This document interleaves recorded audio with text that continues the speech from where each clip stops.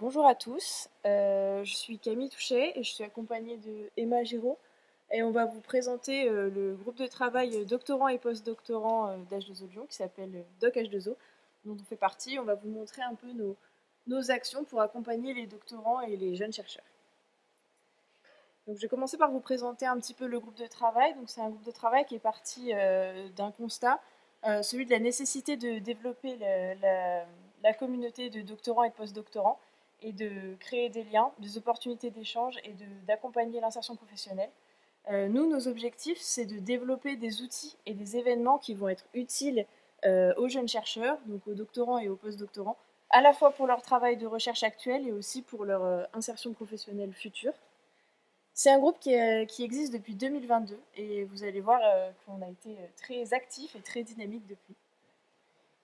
Ce groupe actuellement, il est composé de 10 personnes que vous voyez là à gauche, qui sont issues de différents labos. Donc on est pour l'instant 8 doctorants et 2 post-doctorants.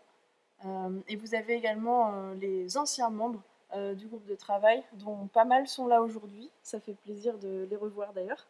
C'est un groupe qui est très dynamique. Et on est évidemment encadré par Claire-Lise et Elisabeth de l'équipe d'H2O. On organise 3 types d'événements principaux. Les soirées ateliers Doc H2O que Emma va vous présenter, ainsi que les soirées Créons des ponts, et la journée H2 Objectif Pro que je vous présenterai. Et tous ces événements, on essaye de les améliorer, donc on fait des sondages pour avoir un retour des participants et pour les améliorer d'une année sur l'autre.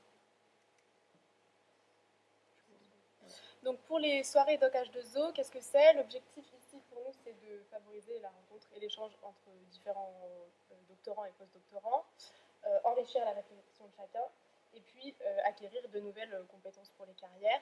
Donc en termes de format, c'est des soirées qui sont organisées chaque trimestre. Je vais vous présenter les 3 qu'on a fait l'année dernière, avec une partie atelier pour apprendre et monter en compétences, et puis bien sûr un temps dédié à l'échange autour d'un apéro convivial. Donc on a réalisé 3 soirées l'année dernière, et il y en a 2 autres en préparation. Concernant celle donc, de l'année dernière, ça c'était la soirée H2O, donc H2O médiation et vulgarisation. Il y a eu 23 participants, une visite guidée de l'exposition Nous les fleuves qui était au Gym des Confluences, et puis un échange avec l'équipe du musée sur la médiation et la vulgarisation scientifique. La deuxième soirée H2O, enfin, du coup la soirée Doc H2O numéro 5, qui était la deuxième de l'année dernière, c'était la conférence Novatech qui a eu lieu en juillet. Il y avait 34 participants. Là, on a pu créer du lien entre les doctorants, les post-doctorants et les jeunes chercheurs, les jeunes professionnels aussi de la conférence. C'était une conférence internationale. Il y a eu la présentation du réseau de jeunes professionnels et à la fin de la journée Novatech, il y avait un atelier participatif en groupe. Et pour la dernière soirée de l'année, c'était la soirée Doc H2O, donc numéro 6, qui s'appelait Stratégie de publication Open Science et éditeur prédateur. On a eu 30 participants sur cette soirée-là. C'était surtout pour parler de la stratégie de publication et comment se prémunir contre les éditeurs prédateurs. Il y avait une partie Open Science, donc pourquoi et comment partager ces papiers et ces données. Et puis, il y a eu un retour d'expérience, donc la place des publications dans les concours CNRS et CNU, et toujours aussi avec des échanges en petits groupes. Donc ça, c'est les 3 soirées Doc H2O qu'on a eues l'année dernière. Okay. Je vais maintenant vous présenter la journée H2 Objectif Pro. C'était la 3e édition cette année. C'est une journée d'insertion professionnelle qui est ouverte principalement aux doctorants, aux post-doctorants et aux jeunes chercheurs. Elle a pour but de nous présenter un peu toutes les possibilités de carrière après un doctorat, mais aussi de nous aider à créer notre réseau, de nous donner de nouvelles compétences qui vont être utiles à notre poursuite de carrière et aussi de nous permettre de rencontrer et d'échanger des praticiens dans différents secteurs. C'est une journée qui s'articule autour de 3 grandes parties. Le matin, il y a des présentations d'intervenants qui ont tous en commun d'avoir fait un doctorat dans le domaine de l'eau et qui viennent nous présenter leur parcours et leur travail actuel.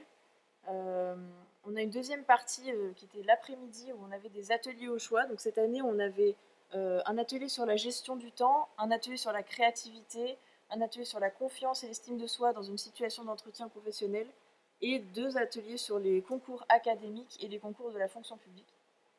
Et enfin, la journée elle se termine par un temps d'échange avec les professionnels. Donc c'est un speed networking, c'est un temps d'échange court avec les professionnels qui permet de poser ses questions en petits groupes.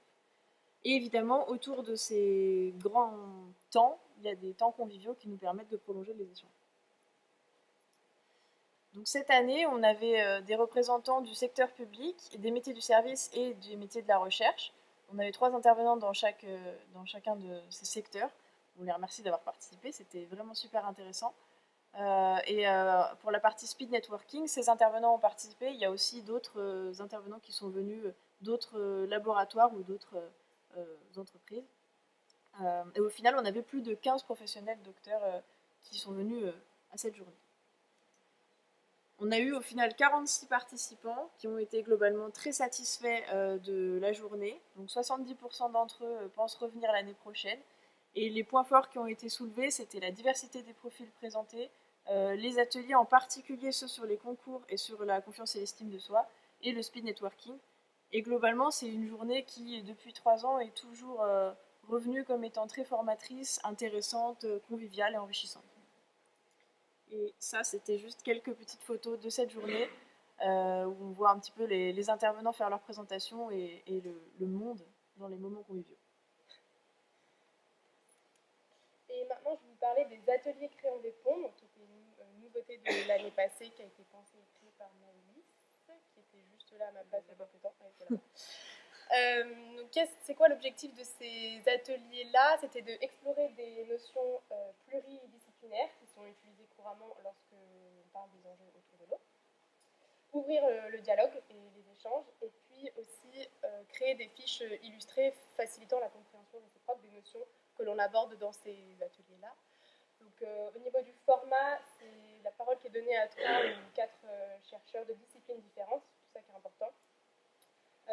Un échange autour de 2 notions principales et un temps dédié ensuite autour d'un apéro convivial. Vous verrez que ça revient souvent à l'apéro convivial. Donc il y a eu 3 soirées Créons des ponts l'année passée et il y en a une qui est en préparation. Pour les 3 dernières, donc, la Créons des ponts numéro 1, les 2 notions, c'était le cycle de l'eau et la restauration. On a réussi à avoir 3 chercheurs, donc toujours des disciplines différentes. Là, il y avait en géographie sociale Marie-Lise Cotet, en hydrologie Jérémy Bonneau et en écologie Sylvain Dolidec, qui ont pu chacun donc apporter leur définition de le cycle de l'eau et de la restauration, parler des convergences et des divergences qu'on retrouve dans leur définition, et puis avoir des échanges avec les jeunes chercheurs pendant l'atelier. Le crayon des ponts numéro 2, il était autour des 2 notions risque et pollution. Donc là encore, une multidisciplinarité dans les chercheurs qui sont représentés ici. Donc en économie, Philippe Poulomé, en écotoxicologie, Arnaud Chaumeau, en hydrogéomorphologie, Gabriel Sagny-Martin, et en droit, Gaëtan Bailly. Donc beaucoup de disciplines pour parler des 2 notions risque et pollution. Vous voyez ici, il y avait une illustratrice qui était là aussi pour synthétiser en images ce qui avait été dit pendant cet atelier-là. Et le dernier Créons des ponts, c'était sur les 2 notions, donc urbanisme et inondation. Et là encore, on a pu avoir 4 disciplines, avec l'hydrologie, la mécanique des fluides, l'histoire et la géomorphologie. Voilà. Et puis souvent on fait des petits sondages pour essayer de voir ce que le public entend par ces 2 notions-là, urbanisme et inondation, et voir si on peut trouver des convergences et des divergences par rapport à ces 2 notions-là. Donc voilà pour les soirées Créons des ponts. Et pour la suite, on a 4 soirées prévues en 2024. Donc fin avril, une soirée sur comment et pourquoi rendre son profil international. Ensuite, le 4 juin, on aura une soirée atelier Créons des ponts, donc la 4e, qui sera sur les 2 notions solutions fondées sur la nature et services socio-écosystémiques. En début juillet, il y aura une soirée sur la gestion de l'eau à Lyon avec les opérationnels de Lyon. Et début octobre, il y a la soirée de rentrée Speed Networking de H2O Lyon. On a aussi donc une journée H2O Objectif Pro 2024 en novembre. Et puis, ce qui est tout nouveau, c'est un réseau alumni avec une soirée festive par an, un réseau d'échange LinkedIn, des parrainages. Et ça sera lancé à la prochaine soirée d'H2O, donc fin avril. Voilà.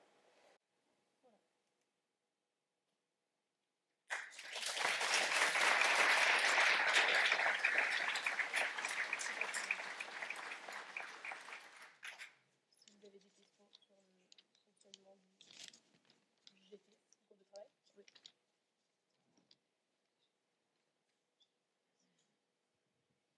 Il y a plein de choses hyper intéressantes. Pour avoir participé en tant qu'intervenante à une journée H2O Pro, j'avais trouvé ça effectivement très, très formateur. Je me demande si vous arrivez, et notamment au niveau des ateliers là, que vous avez fait, les ateliers sur le recrutement, est-ce que vous arrivez à faire des supports que vous pouvez ensuite diffuser pour ceux qui n'auraient pas pu suivre cette journée-là, pour les années ultérieures en fait?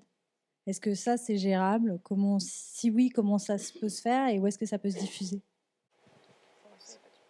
Pour l'instant, on n'a pas de support qui font suite aux ateliers, mais ça peut être une idée intéressante qu'on peut creuser. Je pense que ça doit être possible de faire des fiches, des fiches synthétiques après. Je pense que c'est complètement possible. Et du coup, c'est un peu ce qu'on fait déjà avec Créons des ponts. Maëlys anime l'atelier, elle prend des notes et ensuite elle fait une fiche synthétique dans l'objectif de la rendre après à la communauté. Donc c'est une bonne idée.